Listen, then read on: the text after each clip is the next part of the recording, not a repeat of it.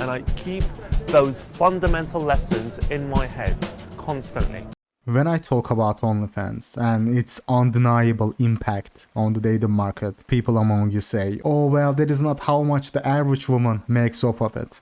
Oh, the average woman can't live off that. They don't get it. The same group who went, oh, rehab only a minority of women found their current partner through dating apps. When I said Tinder is real life. The same group of people with a poor CPU, right? They talk like only really hot, cream of the crop women can make a living off of it. And they base their conclusions on the median income, what the median user makes on fans. They immediately bring up how much the median creator makes on it. A lot of people don't know how to interpret that stuff and miss some crucial context.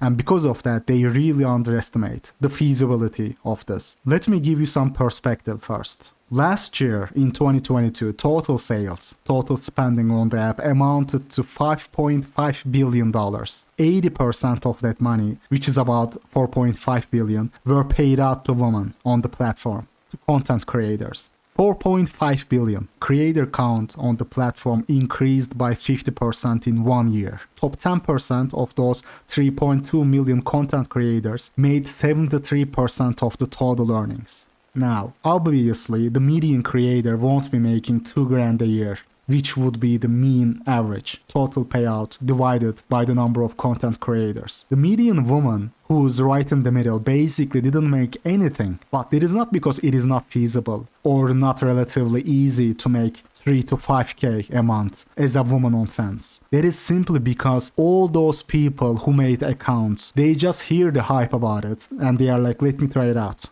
Sounds like easy money, and they expect money to come in just like that. The moment when they make an account, post the most vanilla selfie and write out a welcoming message that truly mirrors their unique and colorful personalities, a welcoming message that reads hi. And when they don't immediately start making 10k a month off of one selfie they posted with zero promotion of the page, they are like, I knew it. I knew it was too good to be true. And they quit right there and then. Just like all the previous endeavors in their lives. Of course, when you are so used to playing the game on the recruit difficulty, you are not ready or willing to do even the most basic marketing and promotion of your page. 50% increase, guys. 50% increase in content creators. They can't even learn about the basics of the photography, invest in some equipment to take better pictures or anything really. They just expect easy money to come in because once again, that is how life has been like for them.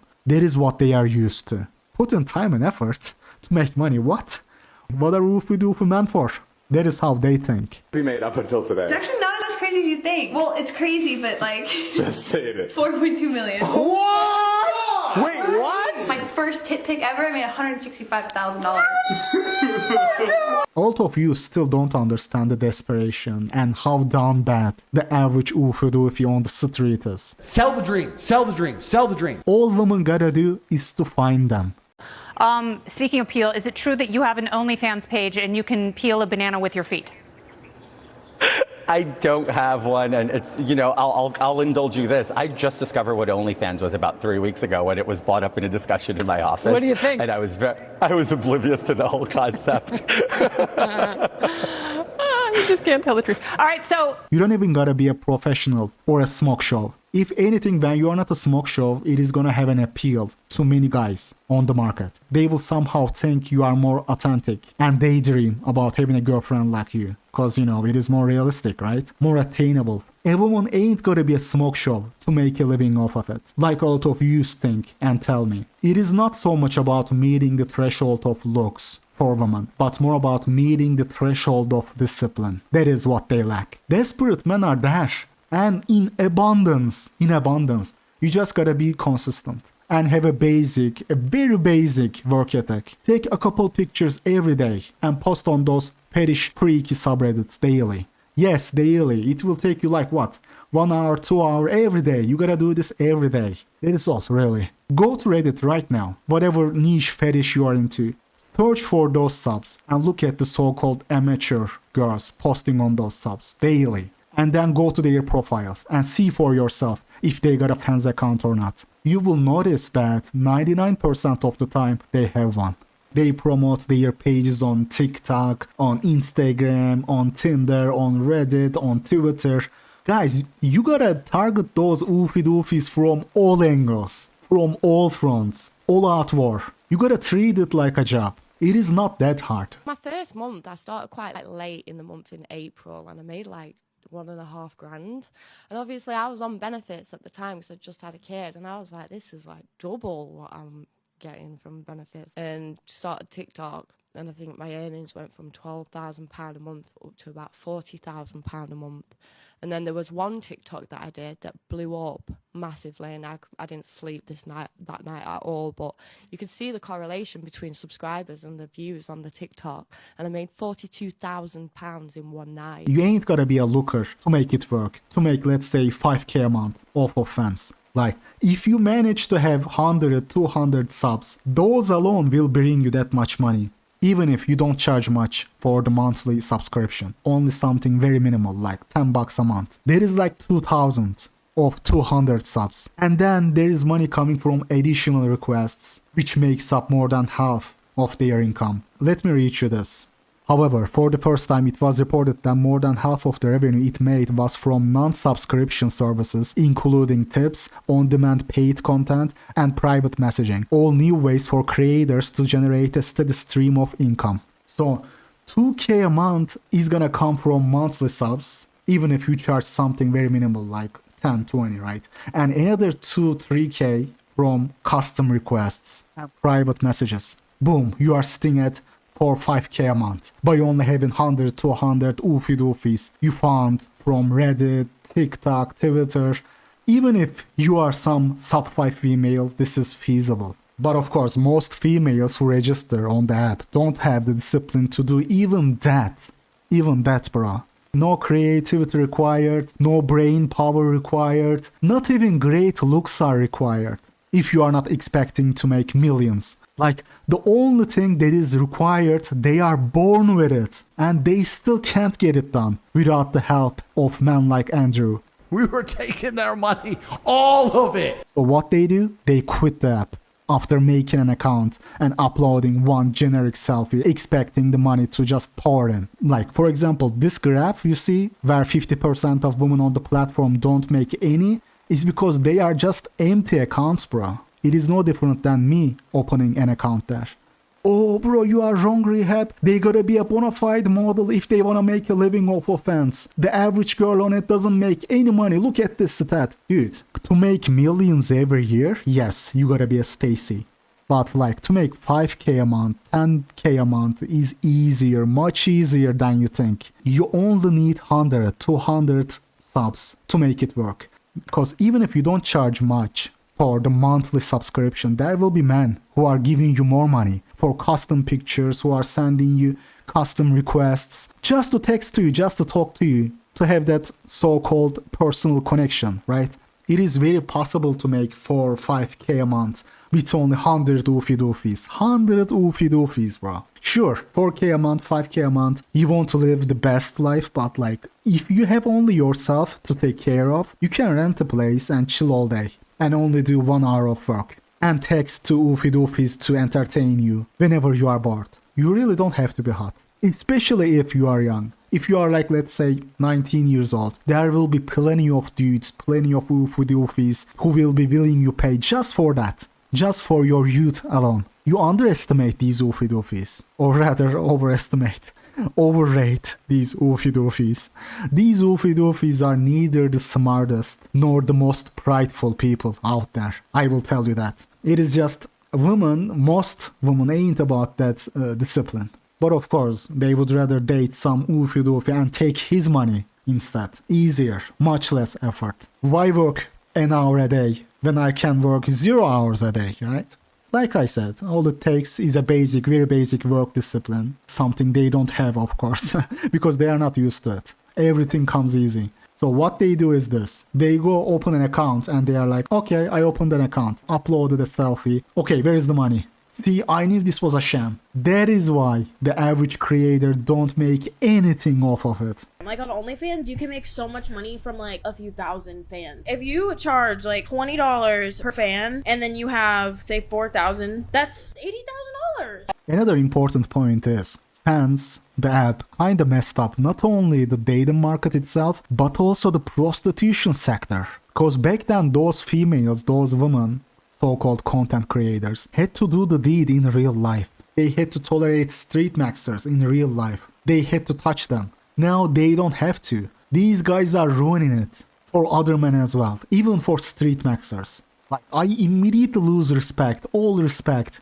and get disappointed when I find out some of you actually pay for those content creators. Like, I would rather have you hating on me than do that. As long as you follow my principles and my teachings, we would be straight. And when I call them out on their BS, you know, the usual defense mechanisms and cops, they all come out. The cops come out. Oh, rehab, bro. What I give her is just a small drop in the bucket. Everybody else also does it, bro.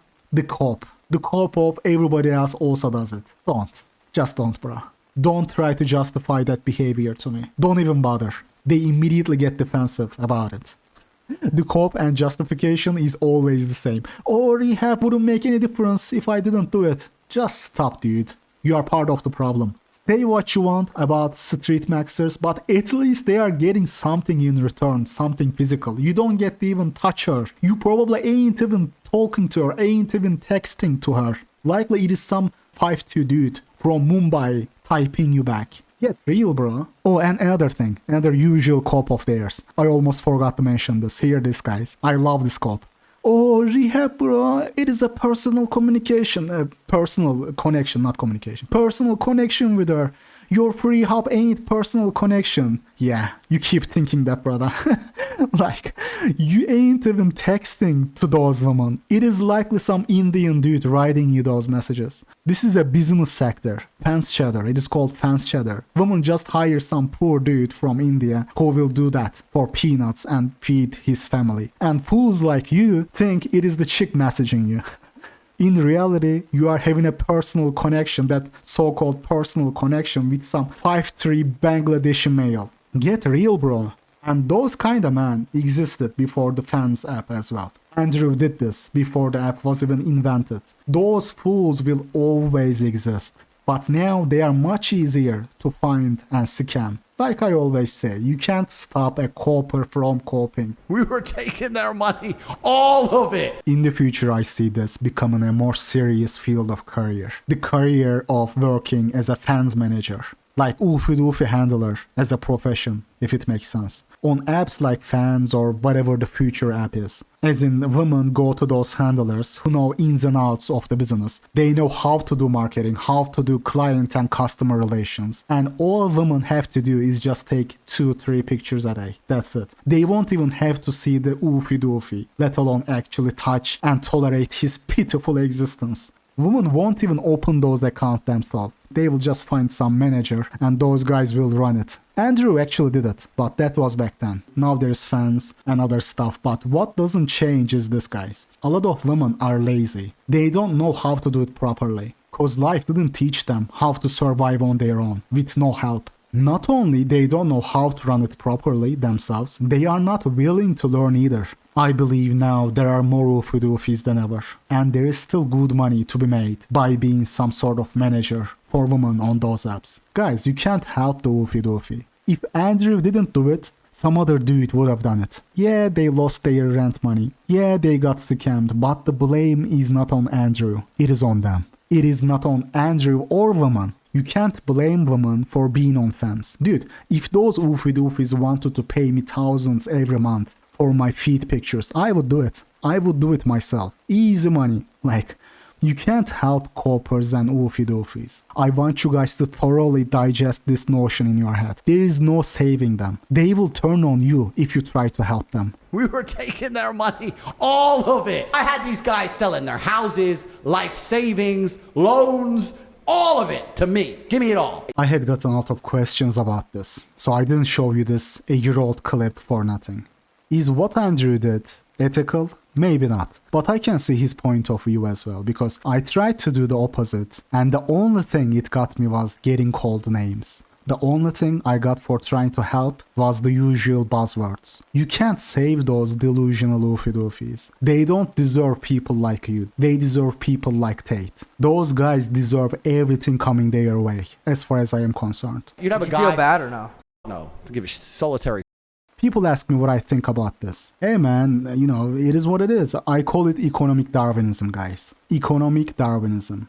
Is it unethical? It is as unethical as a lion hunting on some weak zebra in the pride, cause the stronger zebras were fast and could get away. It's a scam. Scam? Sure. Unfair? Sure. You can call it unethical and I would understand, I would see the argument to be made. But like, that is just how life is. Because those guys are irredeemable. Irredeemable. I have witnessed that myself. If he was an old guy, I would say, oh my God, I'm finally glad to talk to you. All these young creeps keep coming to talk to me. I want a guy who's serious, who's ready to settle down. I know older men will settle down. Sell the dream, sell the dream, sell the dream. I know for a fact that those guys who got scammed of thousands and thousands of dollars talking to Andrew thinking they were talking to some cute chick. If you tried to warn them, if you tried to save them, they would have called you the usual buzzwords, you know. Giving money on fans and financing their lifestyle without actually even touching them is the lowest you can go as an oofy doofy. Lowest of the low. Rock bottom, the rock bottom, bro. You can't go any lower than that. That is why I don't feel bad for what Andrew did. Oofies are a pitiful group of people. Maybe I just got too mad when she had a headache. Maybe I should have been a little bit more patient and she would have been my girlfriend.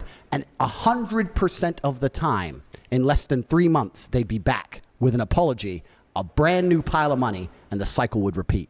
At least street maxers get something physical in return. Something actually personal. Like, I am against it as well, personally. I understand those who wanna pay for it. At least, you know, they get something physical in return. I am in favor of legalization of it, but I am personally against doing it myself. And that is not because of all that, oh, you should only do it with the right girl you love, oh, it should be an act of love. None of that romantic mumbo jumbo. Don't get it twisted.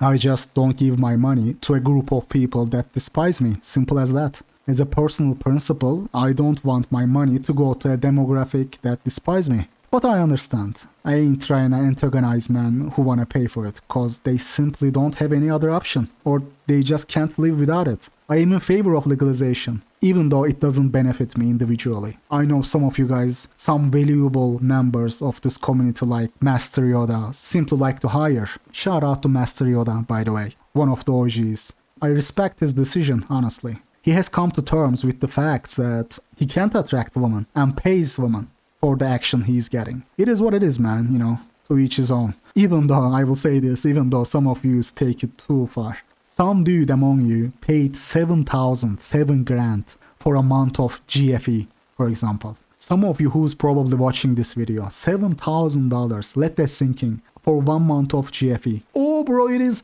1 month of girlfriend experience. It includes everything, bro. Oh, it includes even texting. Yo, bro, you give me $70, not even 7K. I will text you. Good morning, babe. I love you so much. I don't even want 7K. I will text you for 70. Like, what is even the point when, you know, she ain't into you like that and just lying to you for money? Give me 70 and I will text you. I love you, babe. The same authenticity. No genuine attraction at the end of the day. Like, some stuff people do blow my mind, man. But hey, you know, it is your money. Some numbers I hear are crazy, especially from the United States. Crazy numbers. 4K a weekend, 7K a month, like, oofy doofies on fans ruined it. Ruined it for street maxers as well. Now they have to pay more for less. Now chicks are charging more. If I have to tolerate this pitiful guy touching me, I may increase the price. They are saying that now. The truth is, oofy doofies are finished. Their pockets are about to get as empty as their brain. Check this out, guys. Let me read this. The best life hack I did on this trip. On Tinder, in every city I visited, I would match with boys who are not good looking. At max 4 out of 10. They take me out and show me the city, pay for food, etc. Then I match with an attractive guy for hookup. Hot guys don't show you the city or bother to have a proper date, but mid guys will love to do that for you. Most of my photos were taken by mid potential dates. And if you can't find a bed to sleep, they are happy to give you the bed and they sleep on the sofa. So you spend the day with ugly ones and the night with the hot ones, right? Isn't that dangerous? Go for the boys with glasses or nerds looking. They are not dang. They are happy they get to talk to you and have a platonic date. Guys, oofy doofies are finished.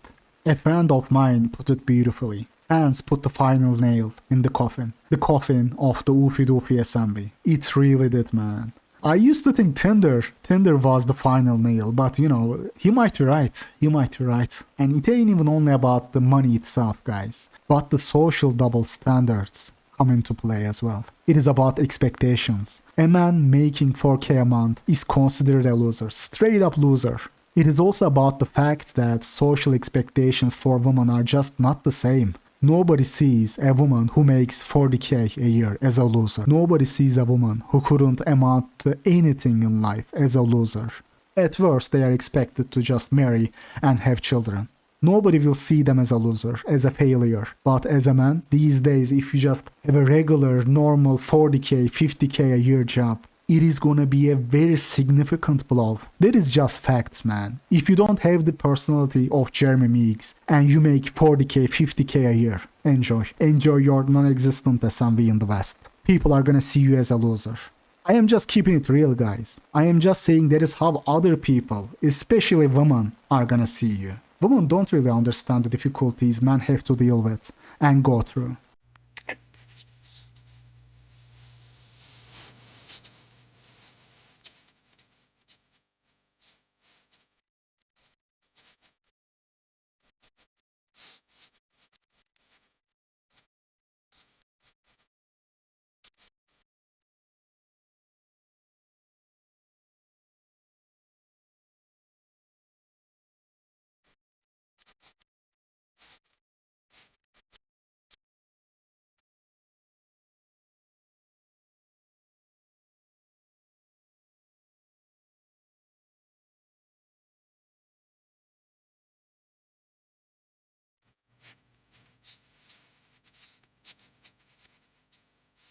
Can relate to how she feels. I remember my first 9 to 5 office job, and it was rough at first. I was like, damn, 20 years more of this, day in, day out. But then again, it was much easier for me to adapt to the hardship than her. When you grow up in darkness, anything, any kind of light comes as a surprise, a pleasant surprise. But of course, that 9 to 5 life is like a human rights violation to her. A total shock for her, cause she ain't about that life. And I wouldn't even call working a 9 to 5 job an actual hardship in life. Like, dude, if you get off work at 5, you are the lucky one. Many companies don't let you just punch out at 5 p.m. And in some countries, you are expected to work even on Saturdays. You go work in a country like Japan, people will laugh at your face if you act like you can just leave just because it is 5 p.m. I personally know people, especially fresh graduates, that were working basically till 9 o'clock, 10 o'clock at night. They were basically going to their tiny apartments in Tokyo just to sleep. Not even kidding, man. Life of trying to climb up the corporate ladder. And guys, these are not even some shady black companies. They call those companies, those corporations, black companies in Japan. You can look it up. Type of workplaces where they work you to that. These are big international companies too. Not some no-name or shady sweatshops. I personally know this. How hard those fresh graduates work to make it in Japan. So if you are a fresh graduate like her, honestly, you are lucky if you can just get off work at 5 p.m. It is kind of crazy, man. It is kind of crazy how easy life these people live and how oblivious they are to their privileges. So what? You started working full-time at age 22, you finally started working a real job. For me, the process before working was much harder, because unlike the US, in European countries, you are expected to put your picture in your resume. In most European countries, barring the UK, you are expected to put your picture in your resume. The fact that I had to put my face on my resume made things a lot harder than they had to be. For me, fresh out of college, I remember securing those positions, even interviews, were harder than actually performing at the job. Overperforming was actually easier than getting the job. and she's complaining about having to work 9 to 5. Hardships are something you gotta learn to live with when you are a sub-5 male with a limited social life anyway. But of course, for her, obviously, what she had to sacrifice is much bigger, right? To her, life is about socializing, being happy, validation, meeting guys, getting rewarded for putting minimum effort into everything. That is what life taught her. Life taught me a different lesson. It taught me to fight tooth and nail for everything I have in life, and that I could rely on nobody but myself. That is the mentality I grew up with. I had to grow up with, not like I had a choice in the matter. But the point is this, guys. The reason I showed you this clip. How long do you think she's gonna last at a job like that before she caves in and opens a fans account? Cause she's relatively young and her SMV is still too high for the Woofy Doofy. She's gonna realize that she wanna settle down later. Later with an Woofy Doofy when she's like 35, right? That part comes later. How long do you think she will last at that job until she says, F this, I am opening a fans account? How long, bro? And she can do that. She can easily do that. She is white and not overweight. That fact alone is gonna give her an SMV floor. That is just the reality, man. Now, Mr. Beta Box Deluxe Woofy Doofy can't even box for her during her youth. It really put the final nail, man. It really put the final nail in the coffin. It really did. Mr. Woofy Doofy, you will not be missed. Don't be a free agent in life.